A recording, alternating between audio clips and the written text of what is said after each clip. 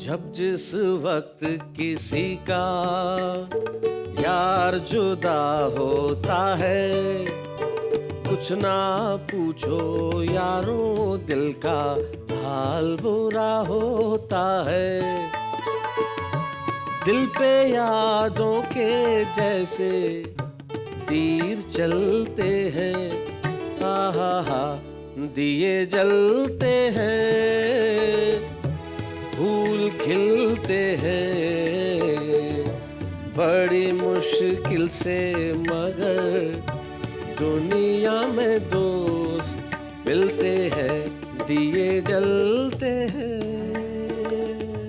दिए जलते हैं, फूल खिलते हैं, बड़ी मुश्किल से मगर दुनिया में दोस्त मिलते हैं। और यकीन मानिए हम आपके दोस्त हैं, क्योंकि दोस्त वही जो आपके घरों में लेके आए खुशियां, हंसी ठहाके, और आपके घरों में लेके आते हैं हम दोस्त बनके, और आप हमारे साथ मिलकर कहते हैं वाह वाह क्या बात है। भाई कहते हैं जिंदगी में और कुछ मिले न मिले, दोस्त मिलना बड़ा आवश्यक है, क्योंकि आप रिश्तेदार चुन नहीं सकते लेकिन दोस्त चुन सकते हैं। दोस्त हमें जिंदगी के सारे रंग सौंप देते हैं, जैसे चिंता, प्रॉब्लम, टेंशन। अरे जो दोस्त परेशानी न दे वो दोस्त कैसा। परेशानी से मुझे याद आया, मुझे किसी को बुलाना है, बुलाते हैं उन्हें।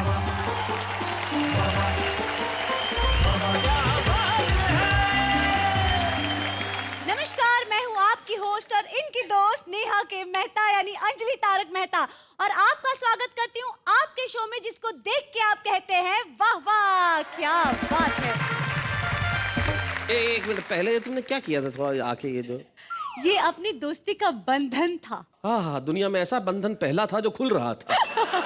तो बहुत अच्छे दोस्त बड़े कमाल के होते हैं, और जिंदगी में आप लोगों को कुछ दोस्त बना लेने चाहिए। और आपके गमों को दूर करने के लिए हमारे जो दोस्त आज आ रहे हैं, जो सुनाएंगे कुछ ऐसा जिसे देख के, जिसे सुन के आप अपने परिवार और दोस्तों के साथ कहेंगे वाह वाह क्या बात है। एक आदमी रेलवे स्टेशन से निकला तो उसके होंठ जले हुए। अच्छा, मैंने पूछा यार तू रेलवे स्टेशन गया था तो तेरे होंठ क्यों जले हुए? बोले पत्नी को छोड़ने गया था। मैंने कहा पत्नी को छोड़ने गया था, इसमें होंठ जले हुए का क्या कारण है? बोले खुशी के मारे जल्दी जल्दी में इंजन चूम आया। अभी नेहा जी ने एक बात मुझसे कही थी, भाभी जी को नहीं लाए। मुझे ज्यादा बुरा नहीं लगा, क्योंकि महिला ने पूछा जी, कई कमबख्त दोस्त भी पूछ लेते। हाँ, समझ में नहीं आता कि किस में इंटरेस्ट है, मेरी कविता में या भाभी जी में। मरणासन ने पिताजी को देख बोला, बड़ा पुत्र ठेले में ही डाल के शमशान पहुंचाऊंगा। दूजा बोला ठेले के तो साथ होगी भीड़ भाड़, स्कूटर पर रख कर मैं ही छोड़ आऊंगा। अच्छा। तीजा बोला स्कूटर में तो पेट्रोल खर्च होगा, साइकिल पर बांध कर पैसे मैं बचाऊंगा। पिता बोला मेरे लिए दुख मत पाओ बेटा, छड़ी टोपी दे दो मैं तो खुद ही चला जाऊंगा। कवि सम्मेलन के बाद में घर पे गया, छोरा घर के बाहर बैठा, घर में बिल्कुल शांति। मैंने कहा बेटा आज घर में से बिल्कुल आवाज नहीं आ रही है, वरना तेरी मम्मी पूरे घर को सिर पे उठाए रखती। अच्छा। बोला पापा है कि कैसे? सुबह टूथपेस्ट की ट्यूब मांगी थी, मैंने गोंद की पकड़ा दी।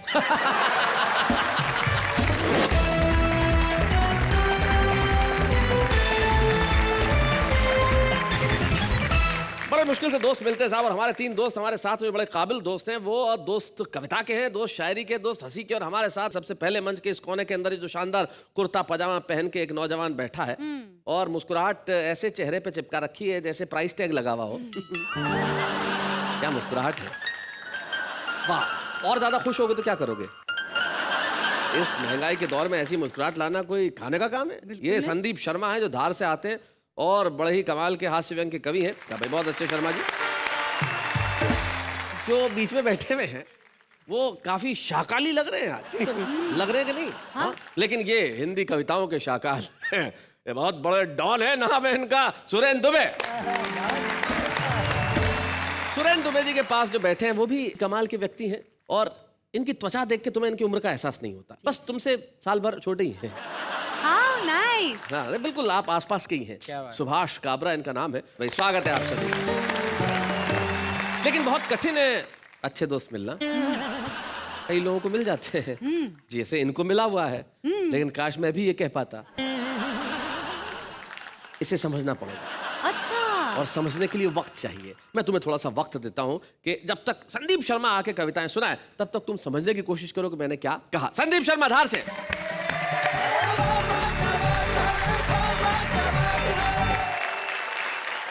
मुझे इस शो में बहुत अच्छी बातें अच्छी लगती है शैलेश जैसे? जी, आपका संचालन, जी जो ये इतना सुंदर यहाँ पे जो सेट है जी। लेकिन ये सब बातें अपनी जगह है। बाकी जो एक नंबर की जो चीज है, वो कविता, मतलब कविताएं बहुत नहीं अच्छी कविता नहीं, मारे जो एक नंबर पे पसंद आए वाया छोरी एकदम, मतलब इतनी सुंदर। मतलब मैं कई बताऊं आपके, यहाँ इनका सामने खड़ा हो जाए तो इनकी ब्यूटी देखी के ना अपनी ड्यूटी भूली जाए। आप एक बार दिखाई दो, ये अच्छा अच्छा कपड़ा पहनी के सपना में आए, सपने में आती है। हाँ या फिर मारे एक टेंशन वही जाए हाँ। कि उना चक्कर में मारे सूट पहनी ना सोनू पड़े। वो बहुत पसंद आ रही है तुम्हें। हाँ नहीं वाकई, रख मतलब ले, मैं आपको बताऊं रख कि ले, इतनी ले जा। सुंदर है। नहीं नहीं कुछ कर रही नहीं नहीं, कुछ क्या कर रही हूँ भाई? आपने बोला ना जब तक संदीप जी कविता कर तुम सोचो। अरे सोच क्या रहा है वो तुम्हारी, लेके जाओ, लेकिन बहुत मैं अच्छे, ले जा ले जा। इतना- मतलब ले- नहीं लेके जा। मैं इतनी बड़ी रिस्क में नहीं ले सकता। नहीं, ले जा भाई, ले जा। मतलब मैं आपको बताऊं कि इतनी सुंदर है कि मतलब इनका लिए तो कई बार तो हमारा शहर में ये क्या चल क्या रहा है? इधर, बहुत सुंदर लग रही है तो। अरे कई करिए आप नहीं, कई करिए। अरे एक छोरी का चक्कर में हमारे गांधारों बनाई दियो तुमने। अरे भाई साहब, मैं भगवान की कसम खा के कहता हूँ अब मैं नहीं नेहा जी को देखूंगा। नहीं बस नहीं नहीं नहीं शैलेश नहीं, मैं जी? कसम खा के कहता हूँ, विद्या रानी की कसम, मेरे को पट्टी खोलने दो, कविता पढ़ना। मैं कसम खा के पक्का? कह रहा हूँ कि मैं नहीं देखूंगा, चलो पक्का खोल दे, चलो पट्टी खोल। बिल्कुल भी नहीं सोचूंगा, माफ कर दो। हाँ आप निश्चिंत होकर कविता पढ़िए। भाइयों एवं बहनों, मेरी कविता का शीर्षक है नेहा जी। अरे ये क्या कर क्या रहा है भाई? नहीं अब तू इधर कविता पढ़, मैं ऐसे ही खड़ा रहूंगा। चल नहीं अच्छा माफ नहीं, कर नहीं, दो। नहीं, नहीं। नहीं माफ कर दो। नहीं, अब तो। काहे का माफ कर अरे दो यार? पक्का वैसा माफ कर दो, नहीं कह रहा हूँ तो मैं कविता ही पढ़ूंगा। अभी तो गांठ बंधी थी, अब अगर देखेगा तो इधर लग जाएगी। संदीप शर्मा जी, आप देश के एक जिम्मेदार कवि हैं, तो इधर उधर मत देख के सीधी कविता पढ़िए। जरा तालियां बजाइए इनके लिए। हाँ हास्य की कविता लीजिए। मुन्ना चिल्लाया पापा भूकंप आया। ओहो, मैंने कहा तेरी मती फ्री होगी, ध्यान से देख बिस्तर पे से तेरी मम्मी गिरी होगी। यही बात जो तुमने कही, एक बड़े प्रसिद्ध कवि है जयमिनी हरियाणवी जी, उन्होंने अपने अंदाज में ये बात कही थी। उन्होंने कहा कि भूचाल आया तो समस्या हुई खड़ी, क्योंकि घरवाली पलंग से नीचे गिर पड़ी।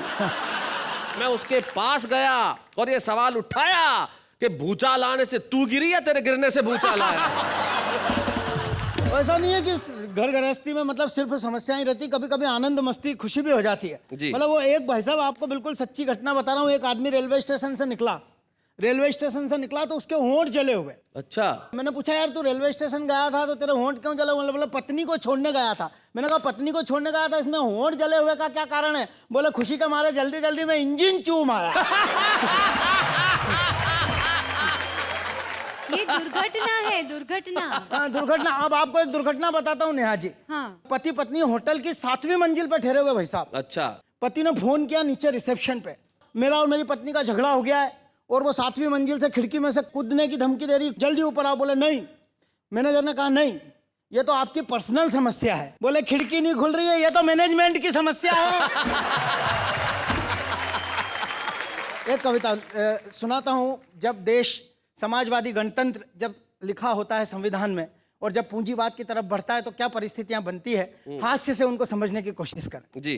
किस्मत चमकाने का तेल लगाइए, एक झाड़ू खरीदिए, साथ में एक कार मुफ्त पाइए। अच्छा, कैसे कैसे विज्ञापन अर्थव्यवस्था जी। आपके अपने आप से रिश्तों में झाड़ू का पेमेंट भी आसान किस्तों में।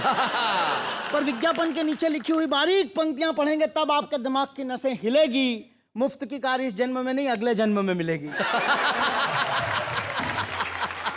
पर जनता कितनी भोली है, जनता कितनी भोली है। बाजार को सिर्फ पैसे खींचना है, ये खींचेंगे। इन्हें सिर्फ चीजें बेचना है, ये बेचेंगे।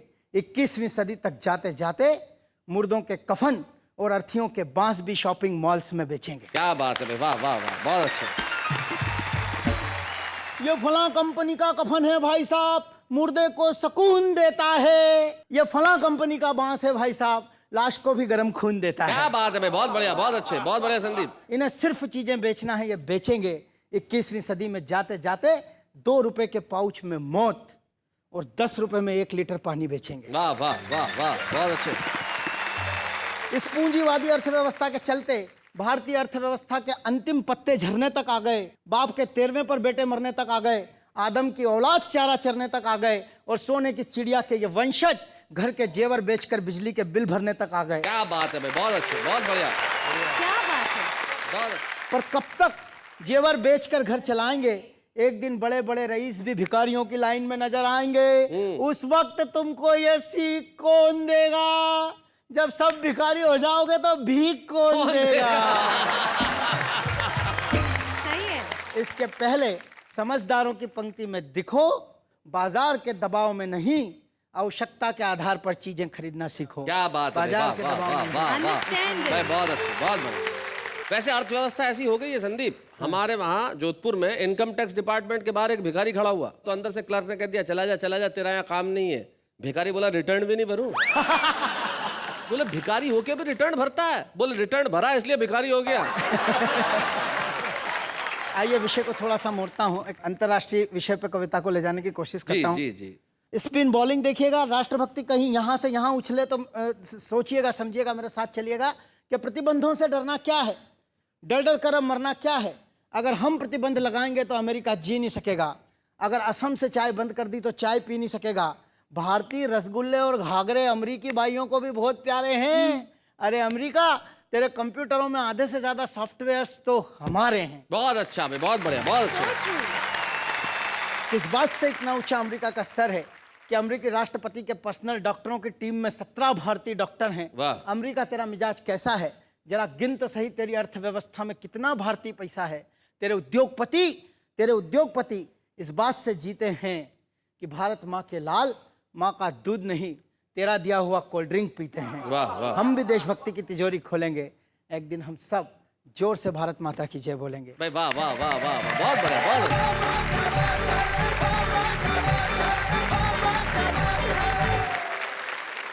ये होती है भावुकता, ये होता है इमोशन। खड़े खड़े सारी दुनिया को निपटा दो, ऐसा आसान होता है। और कुछ लोग होते हैं जो ऐसा करना जानते हैं, जो किसी भी आदमी को बिना कुछ किए निपटा देते हैं। जैसे दोस्ती, अब दोस्त होते हैं, सुभाष जी हमारे दोस्त, हम दोनों जंगल में गए एक बार। जंगल में? जी, जंगल क्या में हुआ? गए, शेर आ गया सामने। नॉर्मली जंगल में शेर ही आता है। फिर क्या हुआ? सुभाष जी और मैं साथ, मैंने सुभाष काबरा को कहा, मैंने कहा तुम्हारे पास स्पोर्ट शूज है? तो सुभाष जी बोले शैलेश भाई, स्पोर्ट शूज पहन के आप क्या शेर से तेज भाग लोगे? मैंने कहा शेर से कौन तेज भागना चाहता है, मुझे तो आपसे तेज भागना है। मिलते हैं उनसे जो हमारे साथ गए थे जंगल में, सुभाष काबरा।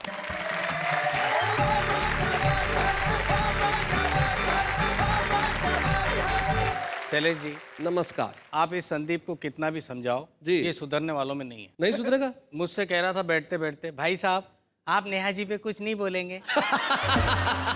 मैंने इससे कहा नेहा जी पे क्या बोलना यार, इस नेहा को मैं पूरे मन से प्यार करता हूँ, क्योंकि तुम्हें इसमें एक अभिनेत्री दिखाई देती है और मुझे इसमें अपनी बेटी दिखाई देती हाय हाय हाय हाय हाय हाय हाय, भाई क्या बात। है। हम सब बेटियों को बहुत प्यार करते हैं वाह, शैलेश वाह, भाई, बहुत अच्छा। मजबूरी भी है हमारी, जी। क्योंकि ये बेटियां ही हैं जो माँ के प्रकोप से हम पुरुषों को बचाती। आज के दौर में कोई साहित्यकार लिखता तो ये दो पंक्तियां लिखता कि पुरुष बेचारे हाय तुम्हारी यही कहानी, ओठों पर है मूछ और आंखों में पानी। हम लोगों का दर्द कोई नहीं समझता जी। कि बीवी की फरमाइश तो जीने नहीं देती हाँ। और करवा चौथ का व्रत मरने नहीं देती। बहुत अच्छे, बहुत बढ़िया सुभाष जी, बहुत अच्छा, बहुत बढ़िया। अभी नेहा जी ने एक बात मुझसे कही थी, भाभी जी को नहीं लाए, मुझे ज्यादा बुरा नहीं लगा हाँ। क्योंकि महिला ने पूछा, जी। कई कमबख्त दोस्त भी पूछ लेते हैं। हाँ। समझ में नहीं आता कि किस में इंटरेस्ट है, मेरी कविता में या भाभी जी में। बहुत बढ़िया, बहुत अच्छे। क्यों नहीं लाया तो नेहा का जवाब दे देता हूँ भाई जी। कि काली बीबी काले काले कपड़ों में पास आई, बोली कालू राम मुझे प्यार से निहारो ना। आहा।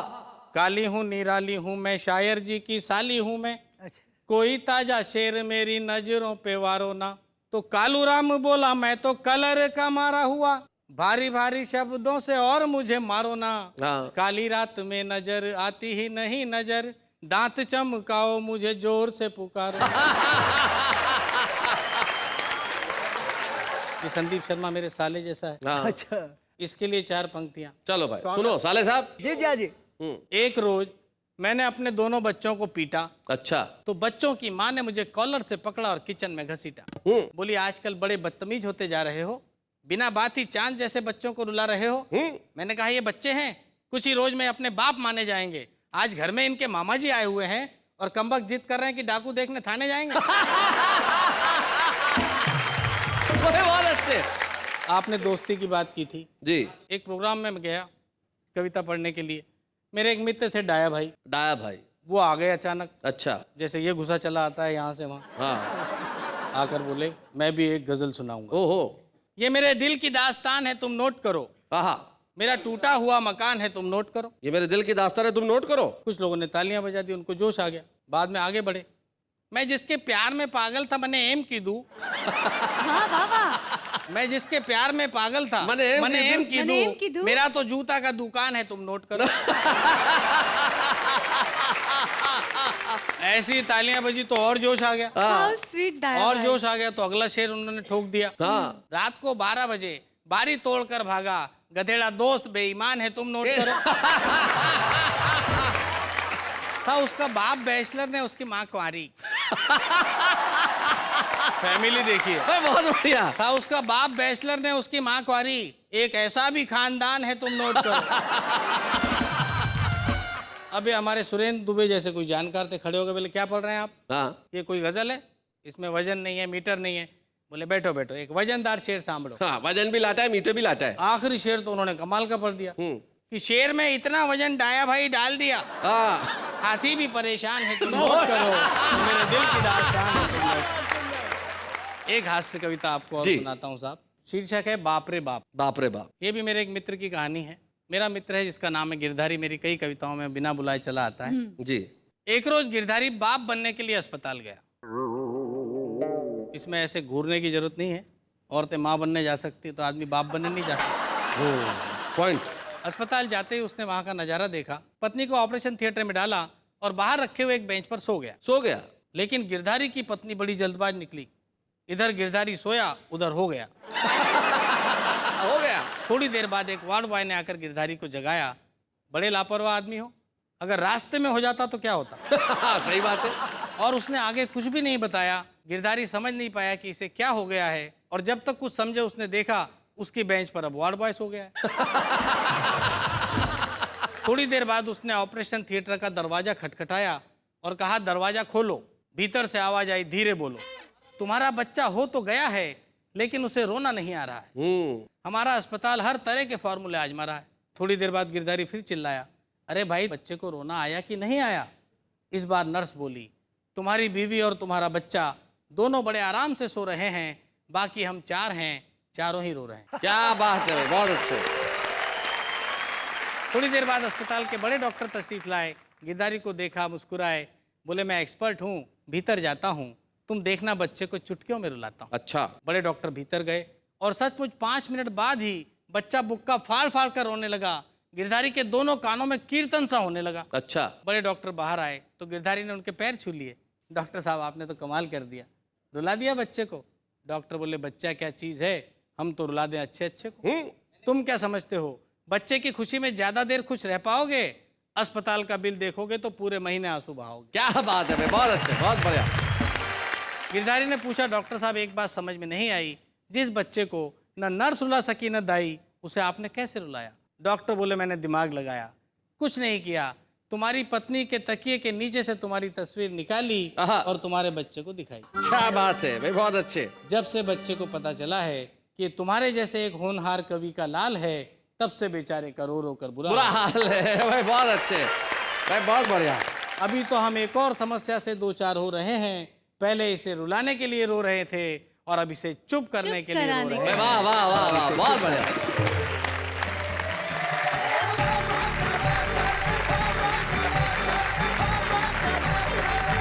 सही बात है, बच्चे जब पैदा होते हैं तो उन्हें रुलाना बड़ा आवश्यक होता है, लेकिन ये वो धरती है जहां बच्चा पैदा होते वक्त मुस्कुराता है, क्योंकि शायद ये गौरव देश के हर वासी को है कि हमें हिंदुस्तान में पैदा होने का मौका मिला। और यहाँ पे आके हंसता इसलिए है क्योंकि उसे पता है कि सुरेंद्र दुबे इस देश में रहता है, और सुरेंद्र दुबे जिस देश में रहता है वहाँ रोता हुआ बच्चा भी हंसता है। आइए सुरेंद्र दुबे जी, जरा जोरदार तालियां बजाइए।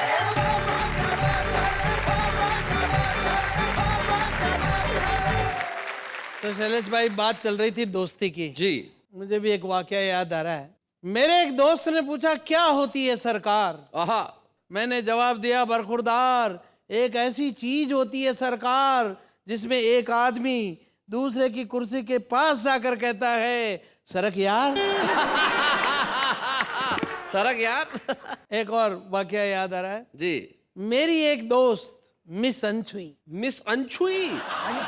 मेरी एक दोस्त मिस अनछुई, प्रेम मुझसे किया, शादी दूसरे के साथ हुई। शादी दूसरे के साथ हुई। शादी के अगले दिन तीसरे के साथ भाग गई। फिर अचानक मेरी किस्मत जाग गई, वह मेरे बराबर के मकान में रहने लगी और मोहल्ले वालों के सामने मुझे भाई साहब कहने लगी।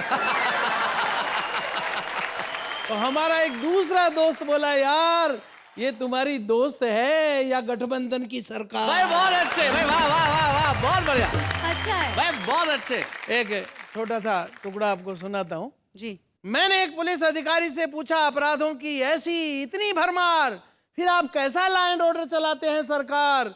वह बोला, बरखुरदार, घूम गया है शायद तुम्हारा भेजा। लॉ एंड ऑर्डर का अर्थ है पैसा ला और ऑर्डर ले जा। भाई बहुत अच्छे, बहुत बढ़िया। हमारे देश में जो कानून को बनाते हैं वो तो उसे लागू नहीं करवाते। बनाने वाले अलग, लागू करवाने वाले अलग। और जो लागू करवाते हैं पुलिस वगैरह, उस पर ये लागू नहीं होता। सुनना, जो कानून को बनाते हैं वो लागू नहीं करवाते, जो लागू करवाते हैं उस पर लागू नहीं होता। जिस पर लागू होता है, आप हम आम आदमी, जिस पर लागू होता है वो कानून को जानते ही नहीं। बहुत अच्छे। और जो कानून को जानते हैं वो इसको मानते ही नहीं भाई, वाह वाह वाह, बहुत बढ़िया भाई, बहुत अच्छे, बढ़िया, बहुत बढ़िया। मैंने एक पुलिस के सिपाही से पूछा, अपराधियों की जिंदगी बदल नहीं पाया, आजादी के बाद तुम्हारा कानून देश में चल क्यों नहीं पाया? वो बोला, दुबे जी, आजादी के बाद देश में कानून ज्यादा चल नहीं पाया तो ये मत समझना कानून कायदे खोटे हैं। अरे कानून के हाथ तो लंबे हैं लेकिन पैर छोटे हैं। बहुत अच्छे, बहुत बढ़िया। इसलिए बेचारा चल नहीं पाता है, जहां जहां हम ले जाते हैं बस वहां वहां जाता है। भाई वाह वाह, बहुत बढ़िया, बहुत अच्छे। मैंने कहा, कहाँ है कानून? तो पुलिस वाले ने जेब में हाथ डाला। मैंने कहा, दिखाओ। तो उसने निकाला। मैंने कहा, इधर दीजिए। वो बोला, नहीं नहीं, कानून को अपने हाथ में मत लीजिए। बहुत अच्छे। आप देश में कानून को ताक में रख सकते हैं, जेब में रख सकते हैं, हाथ में नहीं ले सकते। क्या बात है। मेरा एक दोस्त प्रॉपर्टी डीलर है जी। उस पर मैंने कविता लिखी। दोस्तों की बात चल रही है तो याद आ बहुत गया। अलग विषय, प्रॉपर्टी डीलर पे कविता। भाई वाह। मैंने एक प्रॉपर्टी डीलर से पूछा, तेरी प्रॉपर्टी कहाँ गई भाई? बोला, बेच खाई। हाँ, बेच खाई। मैंने कहा, अब क्या कर रहा है? बोला, अब दूसरों की बिकवा रहा हूँ। मैंने कहा, मुझे भी एक मकान चाहिए, कोई अच्छा सा हो तो दिलवाइए। सबसे पहले जेब का नाप लेता है। बोला, करते क्या हैं आप? मैंने कहा, कवि हूं जनाब। बोला, हाँ कवि हैं, कविता करते हैं। तब एक मकान है, बहुत आलीशान है। मैंने कहा, मकान की कोई विशेषता? बोला, मकान के एक तरफ पागल खाना है, अच्छा, दूसरी तरफ शमशान है। हाँ।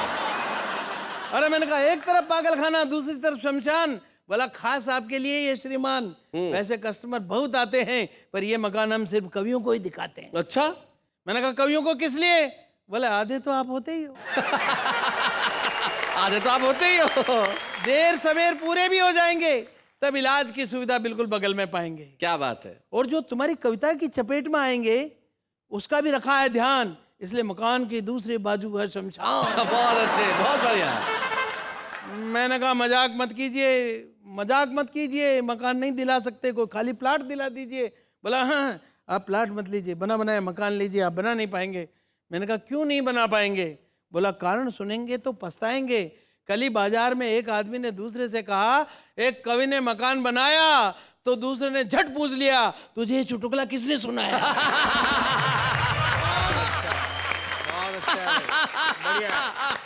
बहुत अच्छे। दूसरे दोस्त के पास आया, उस दूसरे दोस्त ने जले पर नमक लगाया, अपने नव निर्मित मकान का फोटो निकाल कर दिखाया। मैंने फोटो देखा, शिष्टाचार बस तारीफ की। मैंने कहा, दोस्त क्या आलीशान मकान बनाया है, मकान के सामने कितना खूबसूरत पेड़ लगाया है। वह संभलते हुए बोला, पेड़ अभी नहीं लगाया है, अभी सिर्फ मकान बनाया है। दरअसल ये पेड़ फर्जी है जो इस फोटो में ट्रिक फोटोग्राफी से आया। अच्छा। जो ही उसने वस्तु स्थिति समझाई, मैंने भी मकान की फोटो निकाल कर उसे दिखाई। मैं कहा देख मेरे भी मकान का फोटो। देखते ही वो बोला ये तो गजब हो गया भाईजान, वैसे का वैसा पेड़, वैसे का वैसा मकान। मैंने कहा दोस्त भगवान की मर्जी है, लेकिन इस फोटो में पेड़ ओरिजिनल है, मकान फर्जी है। बहुत बढ़िया। कि देश के नेताओं ने देश की जनता को पिछले 65 सालों में देश की तरक्की की जो तस्वीर दिखाई है, दरअसल वो तस्वीर तो ओरिजिनल है, लेकिन उसमें तरक्की ऐसे ही ट्रिक फोटोग्राफी से आई। वाह वाह वाह वाह, बहुत बढ़िया भाई, बहुत अच्छा, बहुत अच्छा। एक रचना सुनाता हूं जी। बाप कंजूस, 3 बेटे, तीनों माँ कंजूस। ये भी विकास है, हमारे पतन का विकास। जी। पिता मरने वाला, 3 बच्चे चर्चा कर रहे हैं, इस चर्चा को सुनना। हाँ। मरणासन पिताजी को देख बोला बड़ा पुत्र, ठेले में ही डाल के शमशान पहुंचाऊंगा। दूजा बोला ठेले के तो साथ होगी भीड़ भाड़, स्कूटर पर रख कर मैं ही छोड़ आऊंगा। अच्छा। तीजा बोला स्कूटर में तो पेट्रोल खर्च होगा, साइकिल पर बांध कर पैसे मैं बचाऊंगा। पिता बोला मेरे लिए दुख मत पाओ बेटा, छड़ी टोपी दे दो मैं तो खुद ही चला जाऊंगा। और पंक्ति सुने, तो पुरखों के सम्मान तुम्हारा क्या होगा, प्यारे हिंदुस्तान तुम्हारा क्या होगा। एक दूसरी चिंता और ध्यान दें। रपट लिखाने के बाद आया मंत्री जी को याद, कहा थानेदार को कि कष्ट न उठाइए, मेरी घड़ी मेरे पास में ही मिल गई है यार, घड़ी की तलाश झट बंद करवाइए। जी। झुंझलाते थानेदार ने ये कहा मंत्री जी से, सच्चाई से मेरी मुश्किलों को न बढ़ाइए, जिनने कबूल किया जुर्म घड़ी चोरने का, अच्छा। उनका करूं मैं क्या यह तो बताइए। भाई बहुत अच्छे। तो हे कानून विधान तुम्हारा क्या होगा, प्यारे हिंदुस्तान तुम्हारा क्या होगा। और हिंदी में व्यंग कैसे आता है जी। इसका एक नमूना देखें। सवाल और जवाब है। उसने पूछा तुम्हारी शादी हो गई है क्या, मैंने कहा नहीं मैं तो ऐसे ही उदास हूँ। उसने पूछा मुझसे ईमानदार हो क्या यार, मैंने कहा नहीं थानेदार जी का खास हूँ। बहुत अच्छे। उसने पूछा शरीफों के बीच रहते हो क्या, मैंने कहा रहता तो विधायकों के पास हूँ। उसने पूछा राजनीति में हो जाना चाहते क्या, मैंने कहा इसीलिए करता बकवास हूँ। भाई बहुत अच्छे। तो हे चाणक्य के ज्ञान तुम्हारा क्या होगा, प्यारे हिंदुस्तान तुम्हारा क्या होगा। बहुत अच्छे। फिल्मों के गाने हमारी कविता का सबसे लोकप्रिय स्वरूप है जी। हमारे उस साहित्य का क्या हुआ। जी। मुन्नी शीला बिल्लो रानी, चालू ओ जलेबी बाई, छन्नो और छमक चलो है नए उफान पर। क्या बात है। 75 आशिकों को 77 इशारे किए, दिल है ये मुफ्त का जो रखा है दुकान पर। क्या बात है। शब्द भाव भंगिमाएं सभी अश्लील, अब हो रहा प्रहार नित्य सभ्यता के मान पर। वेरी चौपाइयाँ चालीसाएं आरतियां याद नहीं, क्या बात है। कितनी चमेली बच्चे बच्चे की जुबान पर। हाय हाय हाय, बहुत बढ़िया। अरे बहुत अच्छे। तो जन गण मन के गान तुम्हारा क्या होगा। बहुत अच्छे। प्यारे हिंदुस्तान तुम्हारा क्या होगा। भाई बहुत बढ़िया। मेरे देश महान तुम्हारा क्या होगा, प्यारे हिंदुस्तान तुम्हारा क्या होगा। भाई क्या बात है भाई, वाह वाह वाह वाह वाह वाह, बहुत अच्छे भाई बहुत बढ़िया सुरेंद्र दुबे जी, कुछ कहने की आवश्यकता नहीं है। जब परिस्थितियां ऐसी हो तो निश्चित तौर पे दिमाग में यह सवाल आता है कि क्या होगा, लेकिन जब तक आप जैसे लोग हैं, जब तक कलम है, तब तक इस देश का कुछ भी बुरा नहीं हो सकता। वाह वाह, क्या बात है भैया, आपके लिए बहुत अच्छे। मैं आप सभी से कहना चाहता हूं, चिंता मत कीजिए, जब तक कविताएं जिंदा है निश्चित रहे ये आवाम, लेकिन तब तक हम लेते हैं एक अल्प विराम।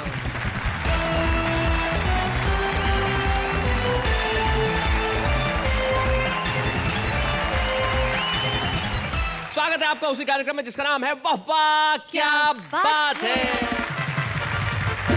हमारा जो आज का छुपा रुस्तम है साहब, उसका अंदाज बड़ा ही कमाल का है। जो हमारे छुपे रुस्तम हैं वो राजस्थान के एक कस्बे से आए हैं, लेकिन मैं जानता हूं राजस्थान के कस्बे से निकल के आज वो देश के घरों घर में छा जाएंगे। नाम है उनका देवकरण मेघवंशी।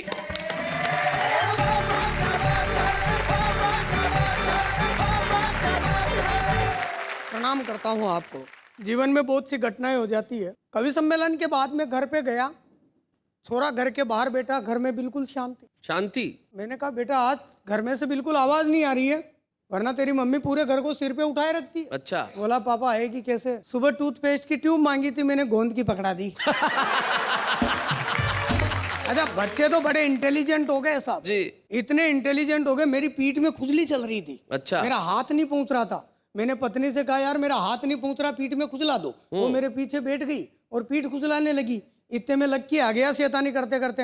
मैंने कहा अब बेवकूफ, अगर इस तरह से शैतानी करेगा ना तो तेरी शादी नहीं करूंगा। बोला मत करना, मेरे चलेगी तो मैं ही खुजला लूंगा। मैं खुद ही पीठ खुजला लूंगा, शादी की क्या जरूरत? इससे भी टॉप की घटना तो तब हुई साहब, इधर के कमरे में बैठे हुए छोरे ने उधर के कमरे में बैठे हुए पिताजी को आवाज लगाई, पिताजी एक गिलास पानी पिलाना। अच्छा। मैंने कहा बेवकूफ अपने पिता को काम चढ़ाता है, इधर आगे एक थप्पड़ मारूंगा।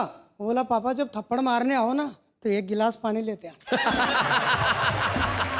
तो इससे भी टॉप की घटना तब हुई जब एक लड़के ने एक लड़की से कह दिया आई लव यू। लड़की बोली बदतमीज, तमीज से बात करो। लड़का बोला मंगलम भगवान विष्णु मंगलम गरुड़ ध्वज, respectfully I beg to say that I love you. अब तो करेगी ना? इससे ज्यादा तमीज से कैसे बात करे भाई, बता। और आदरणीय दुबे जी इससे भी टॉप की घटना तो तब हुई जब एक लड़के ने एक लड़की से पूछ लिया यार तुम लड़कियां इतनी खूबसूरत क्यों होती हो? अच्छा। लड़की बोली हमें भगवान खुद अपने हाथों से बनाता है। वो बोला मुझे क्या प्रधानमंत्री रोजगार गारंटी योजना में बनाया? नरेगा स्कीम। संदीप भाई मरेगा। एक बार जब मैं बड़े मेट्रो सिटी में चला गया, छोटे छोटे गांव के आदमी हम जब बड़े शहर में जाते हैं सिस्टम नहीं समझते। हाँ। मैं आदरणीय शैलेश जी से मिलने के लिए एक बार चला गया। अब वो इतनी बड़ी बिल्डिंग को देख के चक्कर खा गया। मैंने कहा यार अब करें तो क्या करें, कैसे पूछें, कहीं ऐसा नहीं हो जाए कि लोग अपने को गाँव का समझकर हंसी उड़ाने लग जाए। मैंने चौकीदार को इनका विजिटिंग कार्ड दिया और उसने एक छोटे से कमरे की तरफ इशारा किया। मैंने कहा इष्ट इतना बड़ा आदमी और एक छोटे से कमरे में? बोला बेवकूफ कमरा नहीं है, लिफ्ट है। इसमें बैठ और ऊपर जा, 14वें माले पे रहता है। और मैंने कहा लिफ्ट? मैंने कहा ये तो बेवकूफ बनाएंगे, पहले इसके सिस्टम को समझो, एक दो को आने जाने दो, उसके बाद जाएंगे। वहीं बाहर बैठ गया साहब सीढ़ियों पे। अचानक उसके अंदर एक 60-70 साल की डोकरी घुसी। लिफ्ट का दरवाजा बंद, लिफ्ट ऊपर, वापस नीचे आई, दरवाजा खुला तो दिमाग खराब, 16-17 साल की एक कन्या बाहर निकली। अच्छा। और मैंने कहा हे भगवान काश बबलू की मम्मी को ही लाते। कि अचानक उसके अंदर एक नवविवाहित पति पत्नी घुसे, बिल्कुल फ्रेश कपल। लिफ्ट का दरवाजा खुला, दोनों अंदर, लिफ्ट का दरवाजा बंद, लिफ्ट ऊपर, वापस नीचे आई, दरवाजा खुला तो खा गया गच्चा, निकले तो पति पत्नी पर गोद में बच्चा। काश बबलू की मम्मी को ही लाते, दिन भर ऊपर नीचे घुमाते, शाम को टेम्पू भर के ले जाते। देवकरण मेघवंशी जिन्होंने अपने हास्य बोध की परिचय दिया। ये जो हमारी आंचलिक भाषा का जो सौंदर्य है, जो इनके टोन में, इनके लहजे में और जो इनके शब्दों में झलक रहा था, वो अद्भुत है। यही हमारा भारत है। ये भारत जहाँ पे भाषा चाहे शुद्ध बोली न जाए, लेकिन विचार शुद्ध होते हैं। क्या बात? वहाँ चाहे व्याकरण ठीक हो न हो, लेकिन आचरण बहुत अच्छा होता है। और कस्बे और गांव में जहाँ आचरण शुद्ध होता है, भाषा संयत होती है, वहां से देवकरण मेघवंशी निकल के आते हैं उस कस्बे से जिसका नाम केकड़ी है। तो आज वाह वाह क्या बात है कि मंच पे हम आपको एक स्मृति चिन्ह प्रदान करना चाहते हैं, देवकरण मेघवंशी। बच्चे हैं या बूढ़े हैं, नर है या नारी है, हंसी देने वालों के सब ही आभारी है, कविता सुनाने वाले अब सबके साथ है। क्या बात है। मैं जानता हूं कि आप बड़े ही प्रसन्न हो रहे हैं और घर में बैठ के तालियां बजा रहे हैं और सोच रहे हैं कि अभी हम पहले वाह वाह क्या बात है देख लें, फिर करेंगे आप बाकी का काम। निश्चित तौर पे अभी रुक जाइए, बाद में कीजिएगा काम, क्योंकि अभी तो है सिर्फ एक अल्प विराम।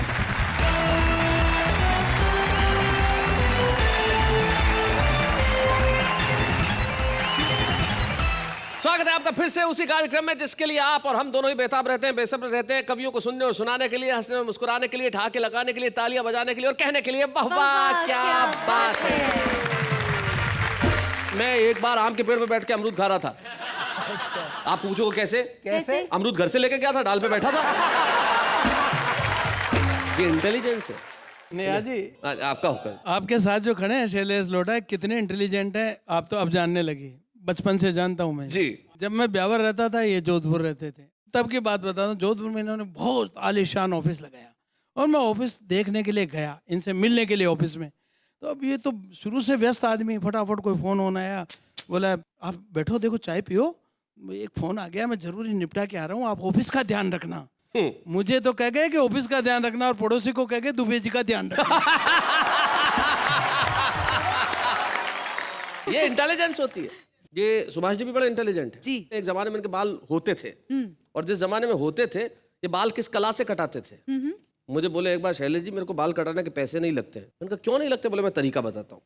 ये मोहल्ले से एक बच्चे को पकड़ते, किसी भी को भी जो खेलते हुए, इधर आ, बाल इतने बड़े बड़े कटाएगा? बोले हाँ कटाऊंगा। बोले चल मेरे साथ। नाई की दुकान पे जाते, बैठते, नाई को कहते पहले मेरे बाल काट, वो काटता, फिर बच्चे को बिठाते, बोले इसके भी काट तब तक आ रहा हूँ। ये बुद्धिमता होती है। काबरा जी, बिल्कुल सही बात है। मैं अकोला रहता था जी, और शैलेश भाई ने जो फॉर्मूला बताया उससे पैसे बचा बचा कर ही मैं मुंबई आया। तो ये देख रहा हूँ आप सब लोग अपनी अपनी इंटेलिजेंसी की बात कर रहे हैं। मैं खुद इतना इंटेलिजेंट हूँ, मतलब मैं तो अपने मुंह से कह नहीं सकता इतना इंटेलिजेंट। अगर मेरे को कोरे कागज की जरूरत पड़ती है तो मैं कोरे कागज की फोटोकॉपी कर लेता हूँ। नहीं ये बहुत इंटेलिजेंट है। इसको व्यस्त रखना है तो कुछ मत करो, एक खाली कागज लो और उसके दोनों तरफ लिख दो पीटीओ। सारे दिन यही करता रहेगा ये। तो भाई ये तो हमारे आपस के किस्से हैं जो यूं ही चलते हैं और यूं ही चलते रहेंगे। लेकिन किस्सा गोई इस देश की संस्कृति का एक हिस्सा है। हाँ। हर आदमी किस्से सुनाता है, हर आदमी कहानियां सुनाता है और हर आदमी कविताएं लिखता है। कैसे? ऐसे। दोस्ती की कदर करते हैं हम, आसमां में है सितारे जितने, यकीन न हो कॉल करके देख लो, आपके मोबाइल में पैसे हो जितने।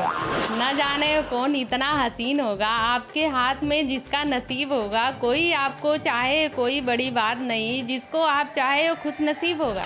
तुमको देखा तो एक ख्याल आया, तुमको देखा तो एक ख्याल आया, पागलों के स्टॉक में एक नया माल आया। जिंदगी में तुम बहुत आगे जाओगे, जिंदगी में तुम बहुत आगे जाओगे। तुम कहाँ भी जाओगे लोग कहेंगे चल चल आगे बढ़, छुट्टा नहीं है।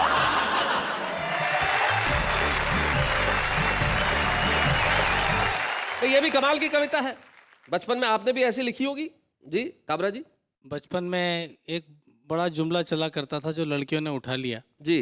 मेरे कॉलेज के कई मित्रों को मिले वो कागज जिस पे लिखा हुआ था, खत लिख रही हूँ खून से स्याही न समझना, हाय हाय हाय, मर चुकी हूँ तेरी याद में जिंदा न समझना। शैलेश भाई, दोस्ती पर मैंने हास्य की एक अद्भुत रचना पढ़ी जी। दो दोस्तों ने मिलकर धंधा किया ऐसा, एक ने लगाया अनुभव, दूसरे ने लगाया पैसा। आहा। 1 साल बाद मौसम बदल गया, अनुभव वाला सारा पैसा ले गया और जिसके पास पैसा था उसके पास सिर्फ अनुभव रह गया। भाई बहुत अच्छे, बहुत बढ़िया। एक ट्रक पे लिखा था वैसा हमारे यहाँ धार में कि हमारे देश की मिट्टी, हाँ हमारे देश की मिट्टी किसी चंदन से कम नहीं है। हाँ। हमारा ये धार भी किसी लंदन से कम हाँ नहीं है। हाँ, ये होता है भाई, क्या बात है, बहुत अच्छे भाई, वाह वाह वाह। लेकिन दोस्ती का बंधन भी जीवन में किसी और रिश्ते के बंधन से कम नहीं। ईश्वर करे आपको दोस्त मिलते रहे, आपको दोस्ती मिलते रहे। और दोस्त के लिए और दोस्ती के लिए जाते जाते एक नसीहत किसी एक शायर का शेर, मुझे नाम याद नहीं लेकिन याद आता है, कितने कमजोर हैं ये गुब्बारे जो चंद सांसों में फूल जाते हैं और थोड़ी सी बुलंदी पाकर अपनी औकात ही भूल जाते हैं। इसलिए हम जब भी रहें जमीन पर रहें और कहते रहे वाह वाह क्या बात है।